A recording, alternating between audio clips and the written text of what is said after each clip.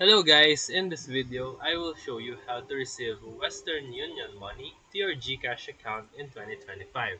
So step 1, open your GCash app and tap Cash In. Scroll down to find and select Western Union.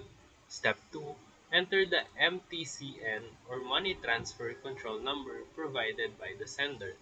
Make sure to type it carefully and check for any errors. Step 3. Input the expected amount in Philippine peso. This must be match the amount sent to avoid the errors.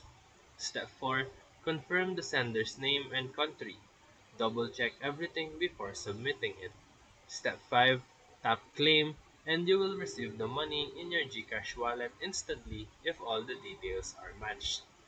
No need to visit any physical Western Union outlet, so this is 100% digital. And that's it.